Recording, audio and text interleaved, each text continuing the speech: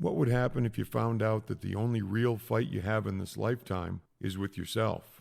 Let's talk about that. Welcome to When I Stop Fighting, the podcast. My name is Daryl Dittmer. Today I'm joined by Margaret Landini. Margaret is a transformational coach with over 5 years of experience supporting women in breaking free from food addiction, rebuilding self-trust, and stepping into radical self-responsibility.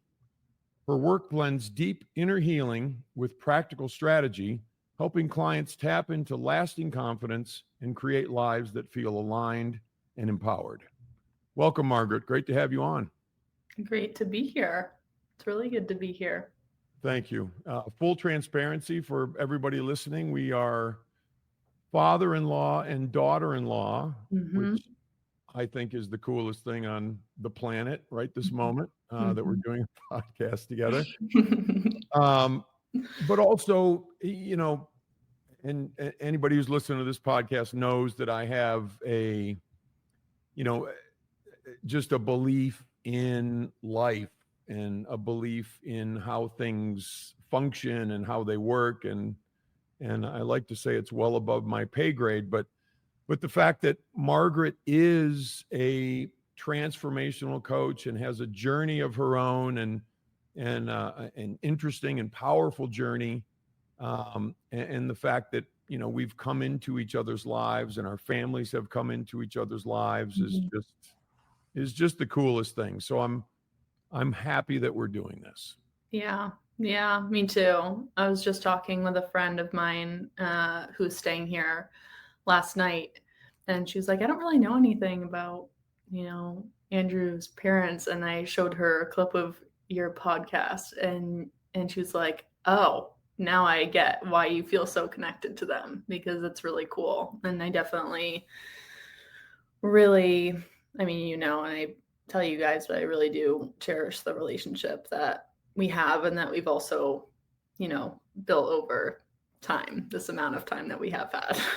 Yeah, no, I agree. And thank you for saying that. I think it's a really cool thing. And, certainly not by accident that we're able to interact and have such wonderful conversations. And I'm going to be moving through the family in terms of having people on the podcast, because totally.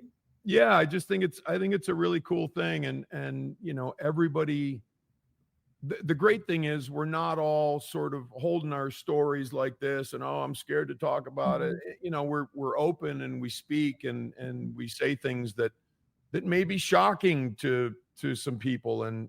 But that's what helps us, Yeah. that's what gets us going and moves us internally. And so yeah, I am going to work through the family, but thank you for being number one on the list. And in that regard, I would love to, if you'd be open to sharing your story. As I mentioned, definitely a powerful story, and what brought you to wanting to be a transformational coach and pursuing that in your life. Yeah, definitely. Thanks. What brought me to wanting to be a transformational coach is, I feel like a lot of people will say, my own journey, my own story. But really because I struggled a lot with my mental health and understanding family dynamics and my relationship with food and all of that from a really young age. And that was really confusing because nobody teaches you when you're younger, like what any of these things mean or why you might feel this pit in your stomach or how to process those things. And for me, as both of my parents, my mom is a recovering alcoholic. My dad, I'm not exactly where he is on his journey, but my parents met in AA, and at some point both relapsed. And so the majority of my childhood was spent under a lot of stress, being in a really dysfunctional dynamic. And that was really confusing for me as a kid, especially I think in those really primal, like important years, ages 0 to 7, where everything in my subconscious and my identity and what I think about myself and the world is being formed. And so the majority of my childhood was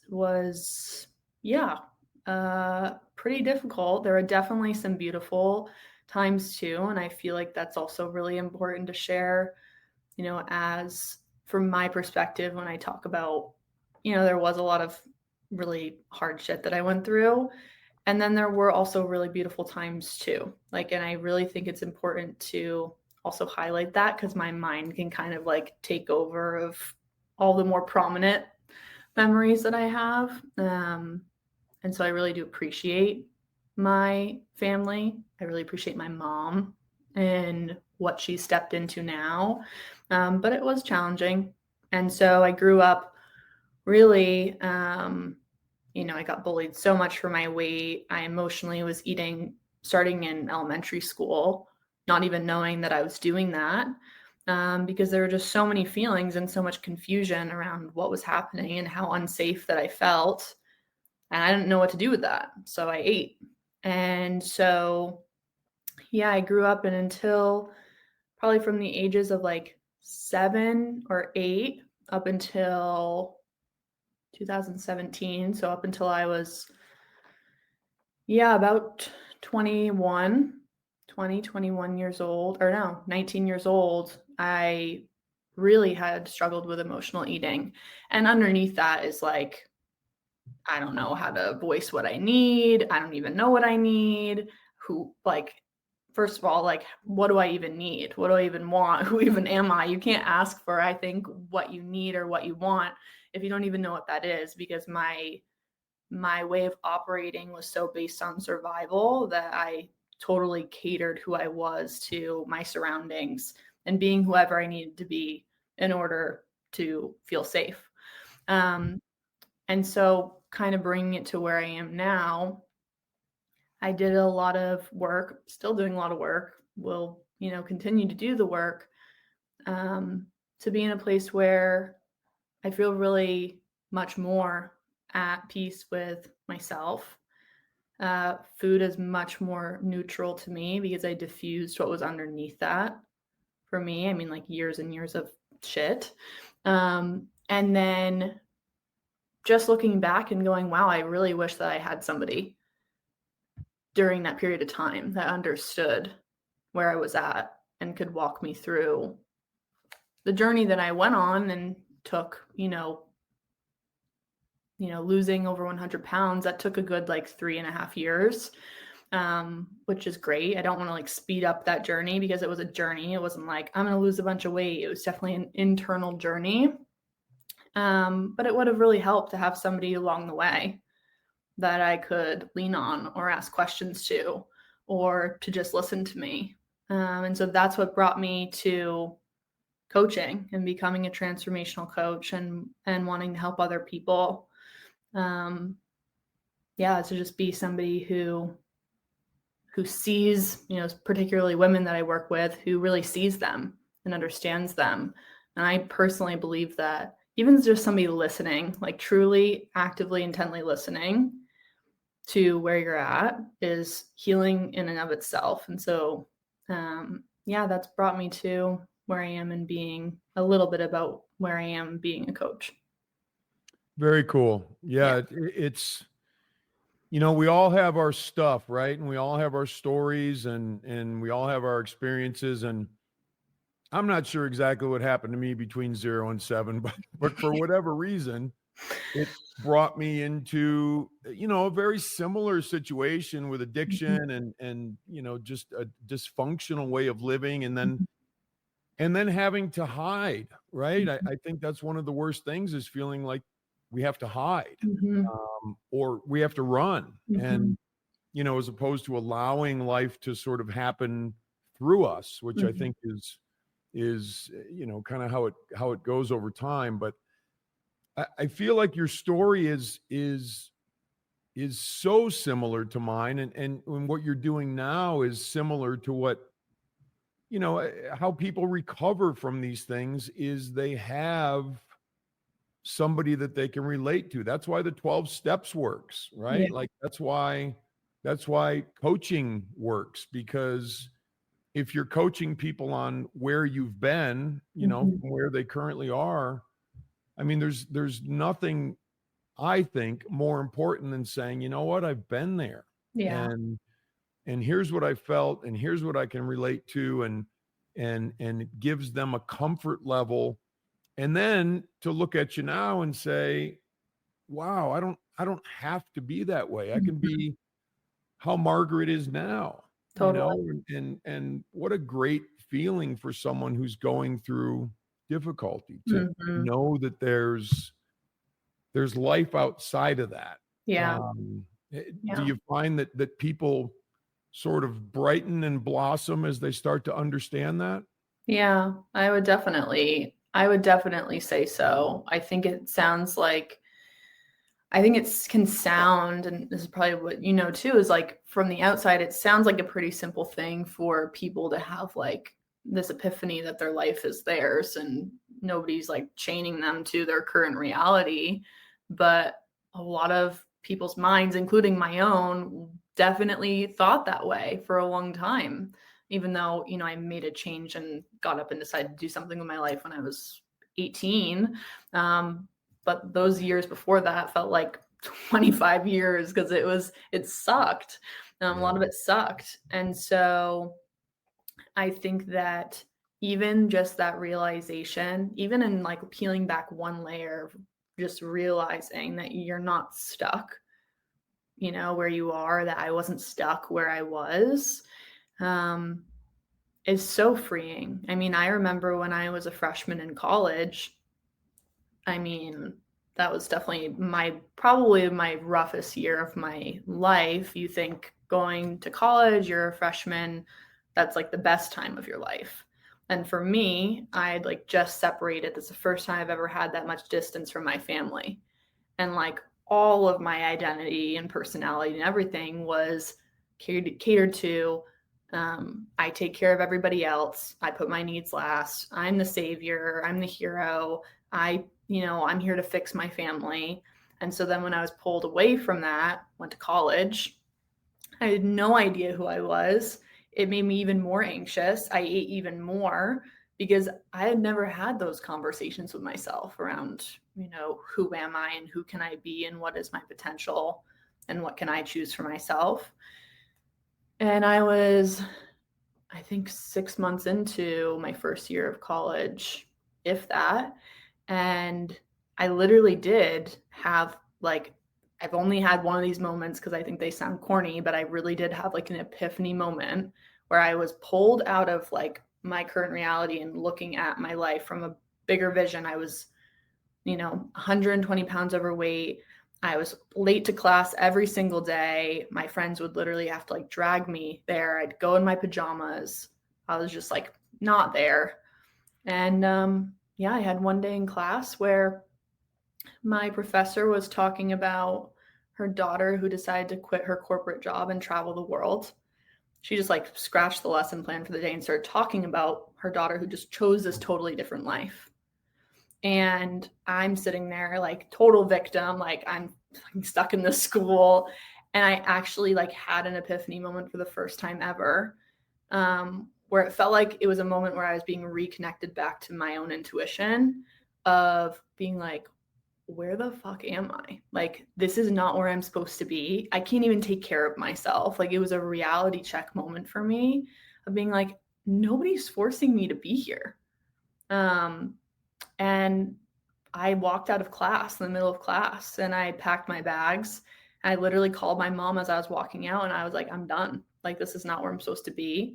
And she was like, well, you got to finish out the year. And I was like, no, like, I cannot waste another minute of my life being miserable. I need to go learn how to take care of myself because I'm not going to be any good here because I'm not even here. And she was like, well, then what are you going to do? And I said, I have no idea. And that feels like the most freeing thing that I could ever say because my whole life, everything was so predictable.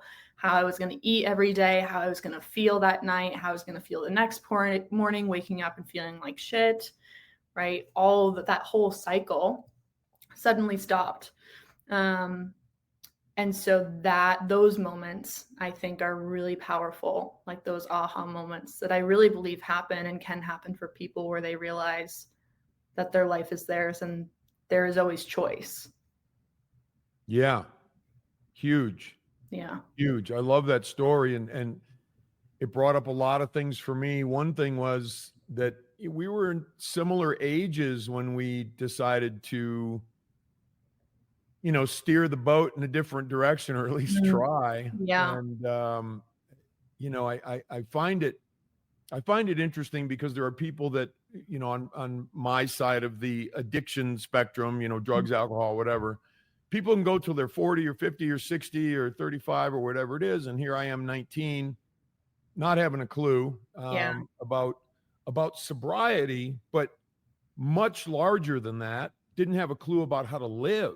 Didn't have a clue about how to, like you just said, and I think this was the big moment, the epiphany. And I had, it wasn't a momentary epiphany, but I've been having that epiphany for 40 years now, is that I don't have a freaking clue. And the more I'm allowing myself to not have a clue, the more free I am, because I don't have to attach myself to what I think I know. Yeah. And that's a hard thing. And that was a really hard thing when I was younger too, because I'm like, oh, now I got it. And then I get my ass handed to me. Yeah, I'm like, totally. oh, now I got it. And then I'd get my ass handed to me. Like seriously, like every week I would get my ass handed to me. And it was difficult. It was really difficult. And the defining moment for me, and it was a moment over the course of time, but was like, dude, you don't know. And it's okay. It's okay not to know. Anyway, that really resonated with me in terms of what you were describing, because we can get so caught up in, what do I know, and what do I have the solution, or I know how to get out of this, or, and it's like, no, dude, you really don't. Yeah. You really don't, Daryl. Yeah. That definitely resonates with me. And that is interesting that you and I were right around the same age when we, decided to make a change. And I totally resonate with that. I totally thought that I knew everything at that age. And then I realized, oh, damn. Maybe not everybody else is the problem. Maybe I'm, part of the problem too. Maybe I don't know, what I don't know. And then I do have all these blind spots, and I've just been pointing the finger at everybody else and thinking they're the problem, and I know, and they don't. The hardest thing for me to I guess, maybe understand, to whatever degree I understand it. I feel like I don't really understand anything. I just am on my way to understanding a couple of things, maybe, and then, then I'll get off this rock at some point, and then who knows what happens after that. As was described yesterday when we spoke on the phone, but or when Andrew and I spoke on the phone. Yeah. Anyway, I think it's hard to say, or it's hard to understand, like, it's darkest before the dawn, right? And that can be the most painful time or times of our lives. And my pain didn't go away just because I got sober. My issues didn't go away just because I got sober. Right. I had to freaking figure it out, man. I had to start living differently, and but darkest before the dawn is the most wonderful thing in hindsight. It sucks when it's happening. Totally. But in hindsight, you're like, oh, well, thank God that happened, because I wouldn't be the person I am today if those things didn't happen. Definitely. Yeah, I agree with that for sure. The more familiar I am becoming with that, the more I feel like I am at least, even where I am now, trusting those moments that still really do suck. Even though I can like totally like things aren't going the way that I want them to, and I can still totally like, have a little mini tantrum or a spiral or whatever. It's like, it always comes back to, I believe in like ebbs and flows, and like you're talking about in Darkness Before the Dawn, like the expansion that happens on the other side of the contraction, and the contraction sucks. Like when you're in that period of time that feels like nothing's working, life, is not in your favor. It is a really cool thing for me at least, to really understand, because I totally used to have that mindset of this is happening to me and life's out to get me and I got left behind and everybody else has it figured out, is really understanding how cyclical life is. And that's just all it is. It's ups and downs, and you're going like this versus everything's going to be like this, forever. And of course, it's not always going to be, when I say this, it's not like, life is always going to feel like a roller coaster, but it's not always going to be sunshine and rainbows, even after you've done some work, or even after you have figured out some things, at least from what I'm learning. 100%. The longer you live, the more ass whoopings you take. Yeah. And that's, that's been a certainly characteristic of my journey, which is fine. And I'm sure there's more coming. It just is what it is. But I think as we build ourselves, one of the things that you, in your bio that, or your intro that I read, which had to do with radical self-responsibility. I love that term. I'm going to borrow it sometime if you don't mind. Go for it.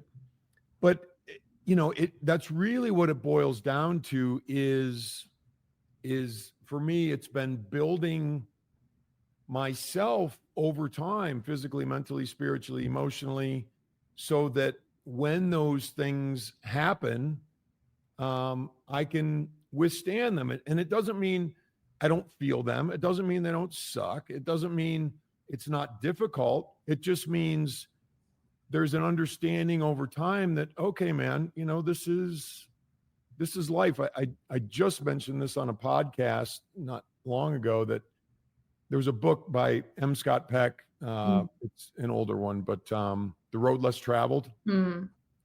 Great book. And one of the things he talks about is that in the main premise, or at least what I got out of it, I'm sure if I read it now, I'd get something completely different. But the main premise is life is loss.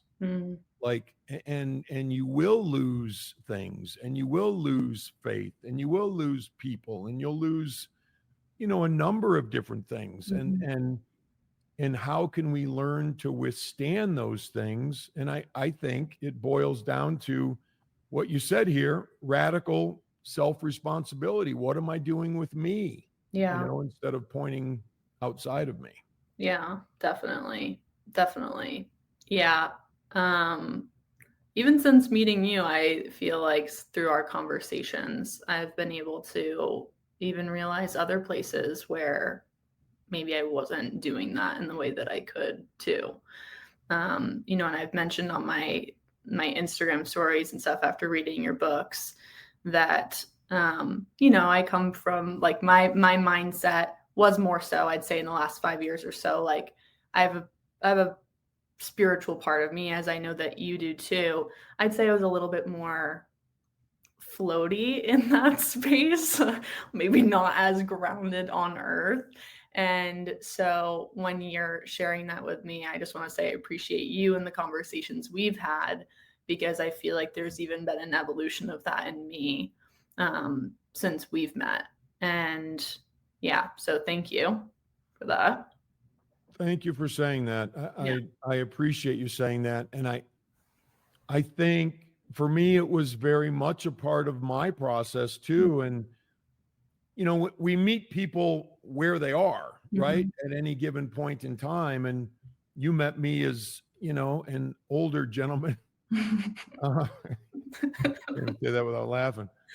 But, a dude who's been doing this for a long time, and I'm just older, but I went through a lot of, like a lot of those processes are similar, I think, for a lot of people. And there was a time in my life, and I'm not necessarily relating this to you per se, Mhm. but I was more idealistic, and I was more, like, um, you said floaty. I like that, but maybe more, just kind of up in the clouds Mhm. sort of thing in terms of spiritual stuff. And it's funny because I've got a good friend who talks about the up in the clouds stuff, and we Yeah. used to do a Twitter space together, and I always used to say to him, dude, having your head in the clouds is great, but you also have to have your feet on the ground, right? Yes. And I Yes. think I think that's important because it's easy to get wrapped up in maybe the ideas and the terminologies and all that sort of stuff, but I liken it to something like Buddhism with the Eightfold Path. What about my actions? What about my views? What about my relationships? What am I Yeah. doing? Yeah. Anyway, that's Yeah. what you brought to mind for me. Totally. And I completely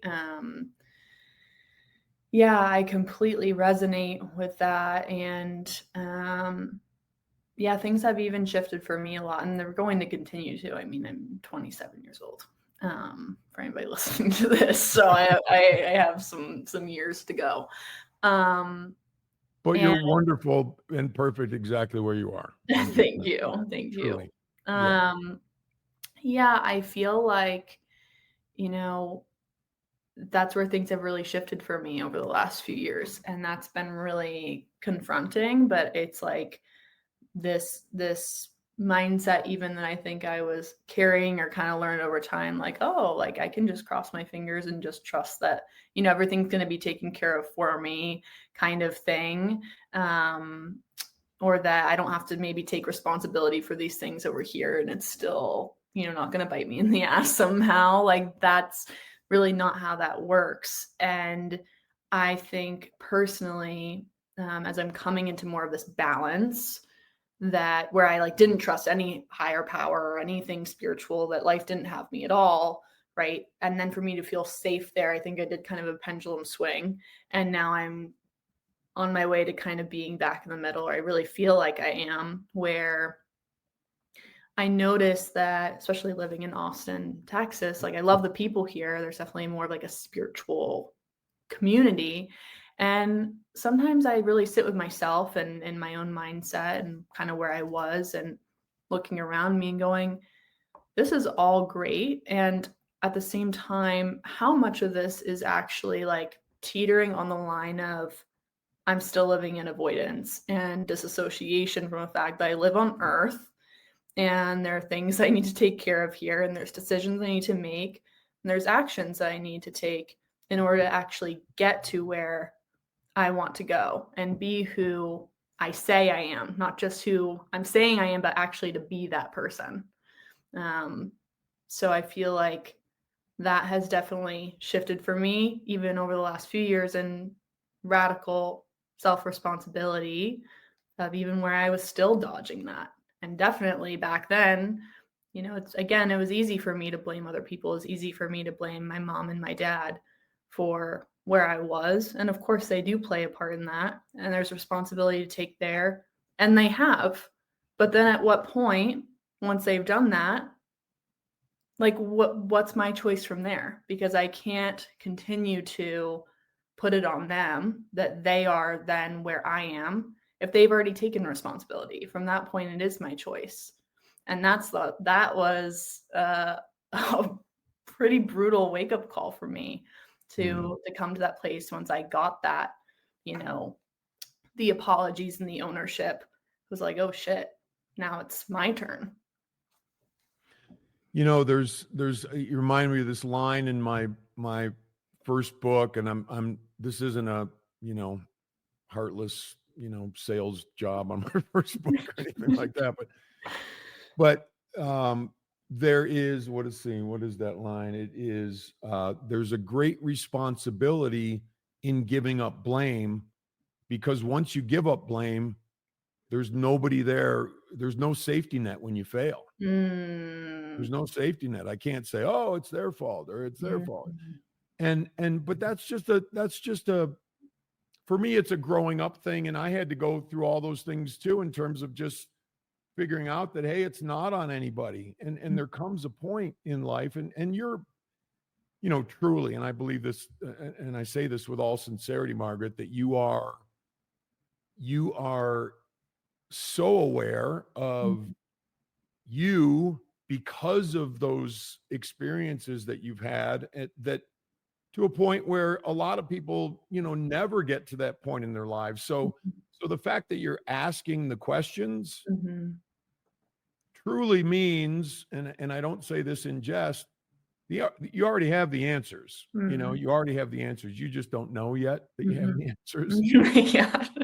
Which is cool. I mean, and that's a wonderful place to be, because you're asking those questions. And I applaud anybody who's young and your age or younger, or early 30, whatever it is, like diving into the life stuff, because you can get so caught up in all the things that are happening, right? You can get caught up in news and politics and social media and all the noise, right? And that's really truly all it is. I joke about that stuff all the time, but it really is just noise. And I look at it like it's just noise. The truth of us is, before all that stuff happened, what was there? Quiet.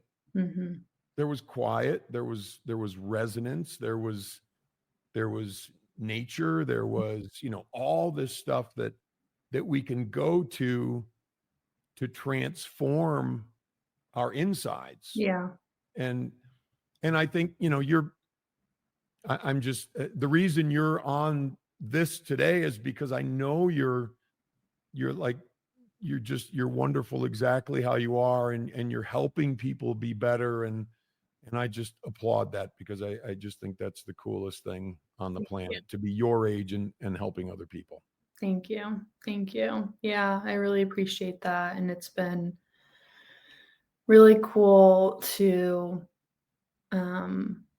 play a part in people's lives and in their journeys, which I know that you relate to as well. There's nothing else. It's not like an ego thing. It's just like actually to feel like I'm going back in time and actually being somebody that I needed for another person is truly, it's healing for me. Like even X amount of years later, it still is healing for me in a lot of ways. And I just feel really grateful for the opportunity. And I mean, I started coaching people when I'm 27 now, but I started coaching people when I was 21, and I knew what I knew. Like I could definitely support people with more of the, health and nutrition and certain things around mindset. But it's been really cool to look back and say, whoa, like I really started coaching people when I was 21 with what I did know. And like, I had some balls to do that. Yeah. And I've learned a lot through, where I've helped and done a great job, maybe where I didn't do a great job, and where I get to learn from that. So I'm grateful for, entrepreneurship and being a coach, just as the growth journey that it is. And like so many different things in life are such a mirror of just different parts of myself. So yeah, thank you. I feel appreciative of it. Yeah, no, that's really wonderful. I certainly didn't start coaching people at that age, and it does definitely balls for doing that. I think seriously, that's just so that's huge. And I think there was a part of me, and I always tried to help people along the way. And at some point, I think there was a lack of confidence for me in my younger years that I could even help somebody. Like I'm trying to pull my own head out of my ass. How am I going to help somebody else pull theirs out? I got both hands on mine, So that was and that was more of a confidence thing for me. I'm sure that I could have helped people at that time in my life. I just didn't know. Mm. I didn't think of it in those terms. I feel like I was okay. I got to save myself here and try to keep from, going back to sort of the old ways and that sort of thing. Yeah. When did you start to realize, like, when did that shift for you and you realized that, hey, maybe I can help people? I would say it was probably early 30s. And as I matured in business and then I started to be able to look at people in business and say, they have the money making thing down, but man, they need help with all the other stuff.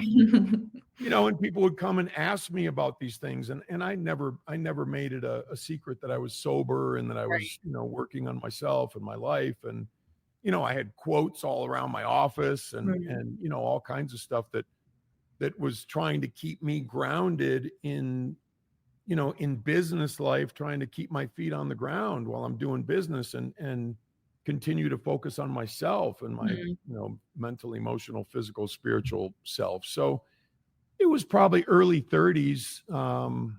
And I would say that, any opportunity that I had to truly help people, and I don't think there was really even coaching at that time per se. Yeah. Because, it's so social media, internet sort of spread, right? And we barely had email. So, Right. so Yeah. it was a little bit of a different world, but I welcome any opportunity. And I'll just say this, my idea of helping humans these days has to do with some formal things when I help people, but also it has to do with working on myself enough and getting myself to a point where I'm not all concerned about me and my life. And I'm able to give a smile to the person on the sidewalk or the cashier or not flip out if somebody screws something up, like Totally. just to live in a way that's contributory to the world as opposed to extracting. I'm trying to extract something from me, and I haven't felt the need to extract things in a long time. That's good. Yeah, definitely. Definitely. I was just having this conversation with a friend the other day too, of like, even stepping into being married now and having a family. It's like, I'm realizing, times where the only thing I were to do is focus on myself and start to build my life. But also where I could get a lot away with a lot of little things when it was just me, just little patterns or little habits or ways of being. And now that I'm married and now that I have a family and I have a daughter, it's like, oh shit, like I can't get away with these little things anymore because I can see where, they reflect in my marriage, or they reflect on my presence that I have with Lively and how present I am or how on edge I'm feeling. And I was always aware, but it's really interesting moving into this dynamic where it's so quickly mirrored back to me when I'm out of alignment and I need to and get to check myself. And I really believe that, marriage and the person that we choose to be with is, does offer that invitation to step into the most liberated version of ourselves. And that comes through a lot of beautiful things and also some, harder things and harder conversations. But that reminded me of that when you were sharing that and kind of like your mindset and where you are now. Yeah. I didn't get married till later. I was 39 when I got married, and talk about stuck in your ways, like, oh, here's what I do, and I do this, and I do that, and I do that, and my lovely wife comes along. She's like, well, dude, I'm gonna have to change up a couple things now that we're married. And it wasn't, crazy, but there were times it was like, okay, I have to think differently about life. I have to think differently about me. I have to think differently about what I get caught up in and how I present, Right. to the world and to my wife and to Michael and Andrew. And, Mhm. it's just learning, I'm fascinated by, I used to kind of think it was sort of a race, like, oh, I got to get good at this and this and Mhm. this. And it's like life hands me the lessons, Mhm. I'm life says, here you go, Mhm. and learn this. Oh, you didn't learn it? Here you go again. Oh, you Mhm. didn't learn it 17 times? Oh, well, here you go again, and I'm like, okay, fine. Mhm. And then right, the first step, get sick and tired of being sick and tired, so I start to do things differently. Mhm. And that's just the nature of life. I think that's just how it rolls out. And life shows me, I believe, and this is a little off track, so I apologize, but we'll start a new track here. Life is a constant reminder, and life constantly reminds me of the fact that I don't know. It Mhm. constantly tells me, Daryl, here's another example of you don't know. Here's another episode of you don't know. And it's like it's handing me an opportunity for humility, an Mm. opportunity to be teachable, an Mhm. opportunity to say, oh, I don't know. Mhm. And then the freedom just opens up like, holy crap, man. Yeah. But it takes what it takes to get there. And Mhm. and the lessons in my life now are still teaching me those things, maybe at a different point, but they're still teaching me those things. And when I was 27, I was, there's just these big hands banging on my hood, like, dude, pay attention. And Mhm. anyway, Yeah. that's what it brought to mind for me. Yeah. Yeah, definitely. I can definitely resonate with the you don't know lessons. And I agree that in my own experience, when I've let go of the like grip that I have on what I think I know and the resistance of saying, oh, I wasn't maybe right, or, whatever it is, like when you said that freedom, that liberation that opens up, there's so much relief in that. At least for me, it's like realizing that I don't know. I don't have to know everything, which is cool Right. too. Right. Yeah, That's definitely. that's the coolest thing is, we don't have to, Mhm. and we don't have to know. And I think that's uh,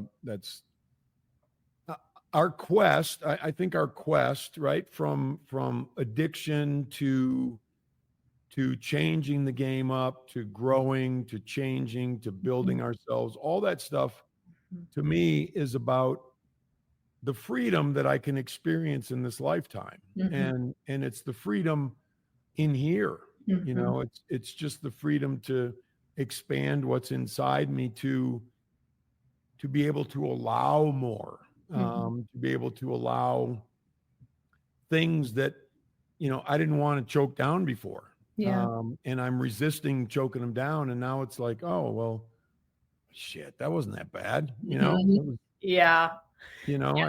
I think that's what it boils down to: freedom. Yeah. I agree with that for sure. The buildup of that and the resistance of it is usually much harder than what's actually on the other side of looking at it. Yeah, Yeah. yeah, without a doubt, Yeah, for without sure. a doubt. So based on the work that you've done with others struggling, um, what have you? I just want to talk about your transformation coaching Yeah. for a minute. Based on the work you've done with others, what has been the most important thing to cultivate within yourself to be the most effective you can be with those that you're working with? Well, very clearly for me, that is continuing to honestly, it is continuing to look at myself, and work on myself, because the cleaner I am, I don't use that in the term of like, I can't have imperfections, I can't be human. And the cleaner I can be, I mean, I've had therapists or people, coaches before, some of them amazing, and then some of them like, what on earth are you projecting your shit all over me right now? Because that's not mine. Like, seriously. That has been and is the most important thing. Because the more that I look at myself, even the places that I don't want to look at, the more I feel like I can really hold for another person without potentially projecting something onto them that might not be true for them and might not actually be helpful for them. And I can't always know exactly what somebody needs to hear or what they need, 100%, but it definitely helps a lot when I'm not avoiding any even little tiny pieces of my own stuff that can show up in that space. When I'm like, really, we've peeled back 10 layers and I'm talking with somebody about the deepest part of their life and their trauma. It's really important that I am still actively, hearing what I'm saying and checking myself and holding space for there to be maybe not so much black and white, and holding space for the nuance, or just because maybe I had this experience around this thing might not be how they're exactly feeling. And so I think what that comes down to is working on myself, and that being a continuous process. And I lead from a place of curiosity. Like 80% of my coaching is asking questions. And 20% of it is reflecting and sharing what I see, and maybe adding in some, helpful tips or what I think, could potentially be happening next in terms of actions that they could be taking. But I really believe that when we are given the space to share in a safe space and an open space without judgment, and then we're asked powerful questions, it doesn't do anything for me to sit here and feel like, wow, I just told you a million things that I think you should do, and that makes me feel good about myself, because that's not what I want to do. And that's not who I want to be for people. I want you as my client to feel empowered, not because of me, but because of you, and you actually realizing that you have the answers within you. And I'm just here to prompt the questions and guide you to unlock those deeper places within yourself that you've shut off or believe aren't there for you. Very cool. Yeah. Very cool. I think that's what it's about, right? No matter what we step into in our lives, it's about who are we that is stepping into it, and who is the person that is stepping into that space, whatever that space is. And yeah, very, very cool. Thanks for asking. Yeah, no, I think that's that's what makes the world go around, right? Definitely. Who are we as we're moving into every aspect of our lives?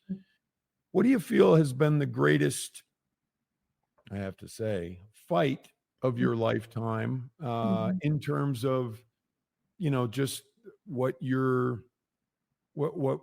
going on with you and what has gone on with you? Where do you find yourself maybe with the largest fight, or did you find yourself with the biggest fight? Yeah, that's a really great question. I would probably say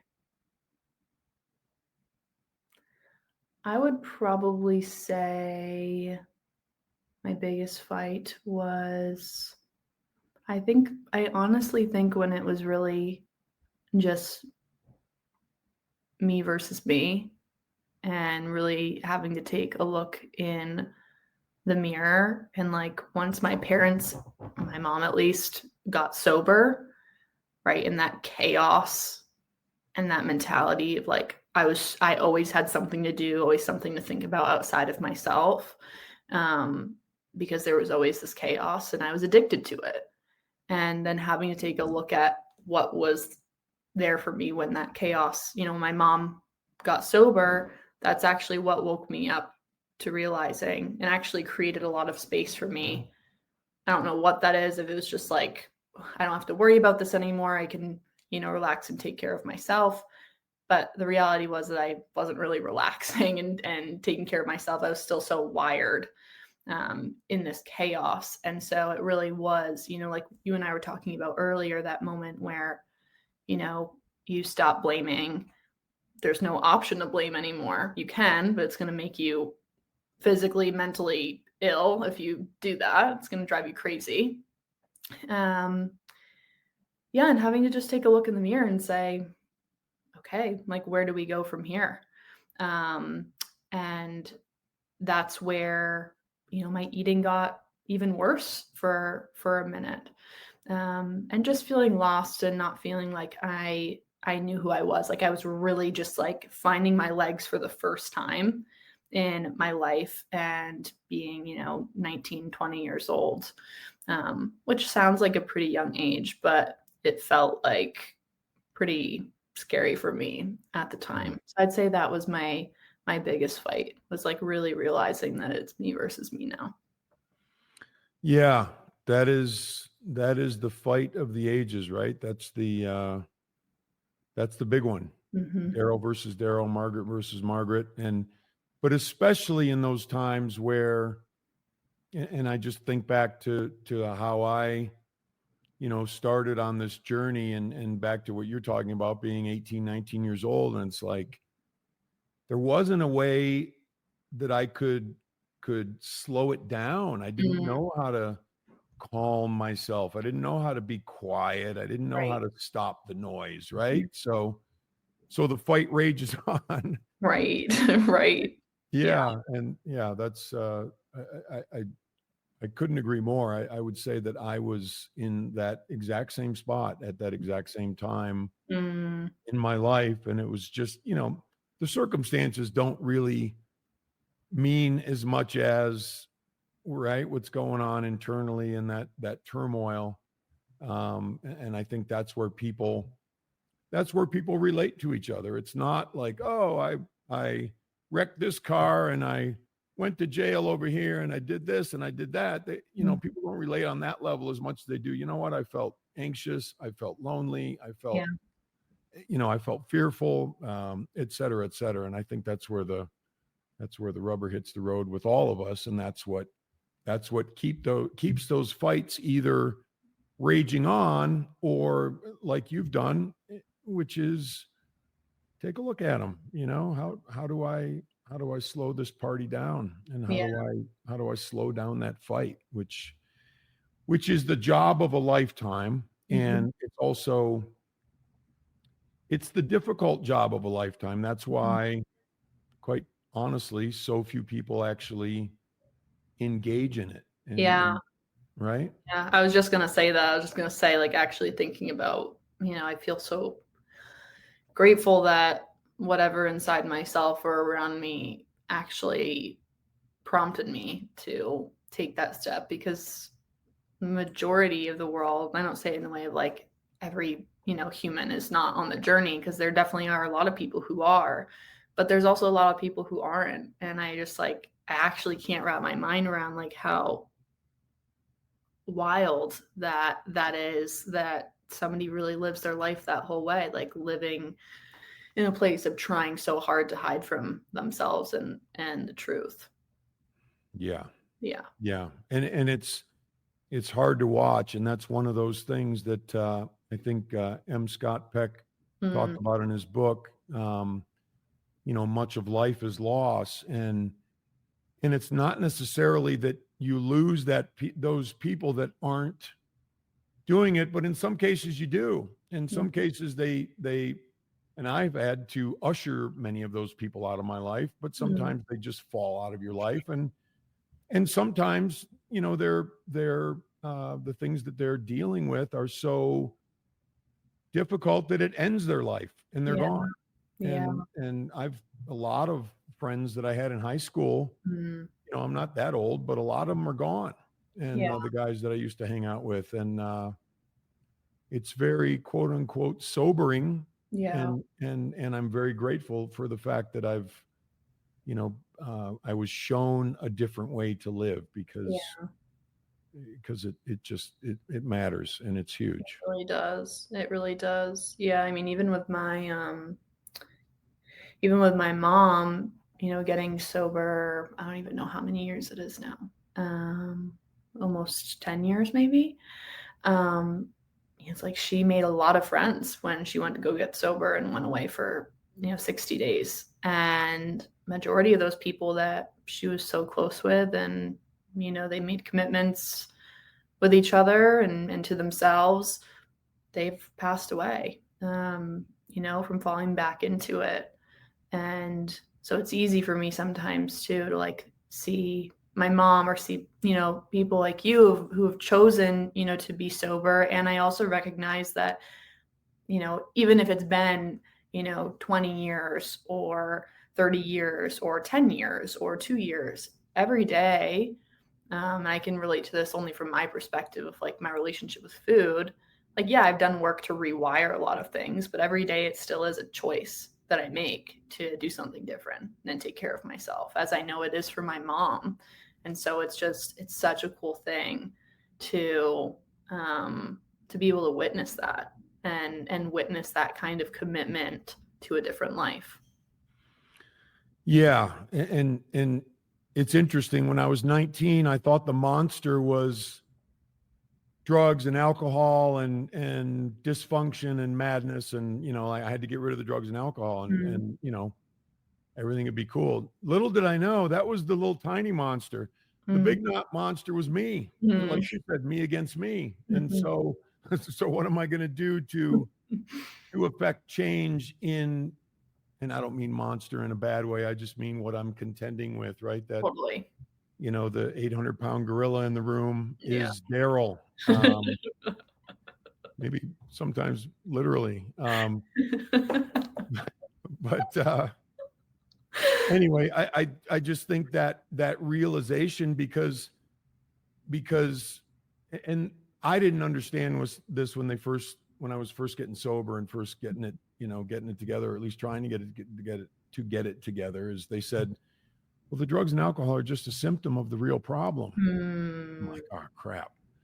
I didn't really get it. Yeah. But then as I've gone on over the years, I'm like, oh, okay.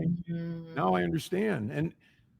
And the question is, and like you said, we make a choice every day, but can I be completely bulletproof from, bowing to my addiction again? And I believe 100%, without a doubt, unequivocally, absolutely yes. And I don't mean that from a egotistical perspective. I mean that probably from an anti-ego perspective, that there's something out there that wouldn't allow it for me anymore. And it may not be me. And I'm completely cool with that. Yeah, definitely. That's really cool. Yeah.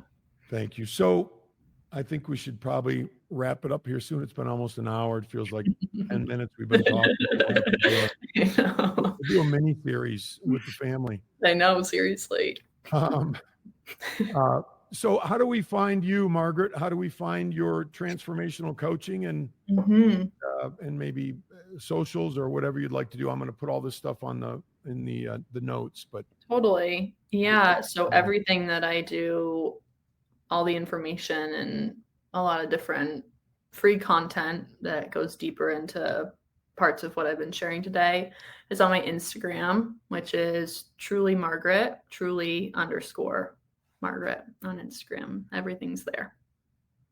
Wonderful. Yeah, that's great. Thank you so much for sharing your story and sharing your wisdom and the things that you've learned and are learning. And it's just been a joy to get the chance to talk to you here. And I know that what you're saying and what you've said is going to help a lot of people and plant a lot of seeds. So thank you very much. Thank you. I really appreciate this and you having me on here and getting to be a part of this. If you've enjoyed When I Stop Fighting the podcast, please check out my books and my journals on my website, daryldittmer.com. Enjoy a 15% discount by using the code PODCAST, DARYLDITTMER.com. Thanks again.